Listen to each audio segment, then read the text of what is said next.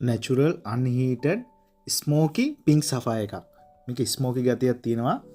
සමහර අය ඒ කලර් එකට කැමතියි. මේ පින්ක් සෆයර් එක මොකද ඔය මෙහින්ගේ ස්පේනල් වල ඇතෙනවා ස්මෝකි ගතියක්. ඒවා මිලයි සමහරලාට ඊට වඩා. දැන් සමහර අය මේ ස්මෝකි පින්ක් එකට ආසයි.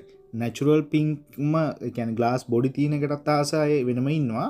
මේකටත් වෙනම කල්චර් එකක් වගේ හැදිච්ච එකක් තියෙන්නේ. මේකේ බර carrot 1.08යි natural unheated shoot inclusion එකක් දෙයක් තියෙනවා යට පැත්තෙන්. හැබැයි මූණට පේන්නේ මේක අර සිල්කි ගතියක් එක තමයි මේකේ තියෙන්නේ පින්ක් සෆයර් එක. කැරට් එකමාරක විතර ගලන්නේ. කැරට් එකමාරක පින්ක් සෆයර් එකක් සාමාන්‍යයෙන් කීයක් වෙනවද? ලක්ෂ එකමාරක් විතර වෙනවා සාමාන්‍ය මිල natural unheated එක අඩුම වුණත්. දැන් මට මේකට මම බලාපොරොත්තු වෙන්නේ 55000යි කෙරෙන්නම. කැරට් 1.48යි. අර ස්මෝකි ගතිය හින්දා ස්මෝකි එක චුට්ටක් මිල අඩුයි කොහොමත්. ඉතින් natural unheated pink sapphire හින්දා ගන්න කෙනෙක්ට ඉතින් රින් එකකට හරි පෙන්ඩන්ට් එකකට හරි ඕකේ මේ ගල්.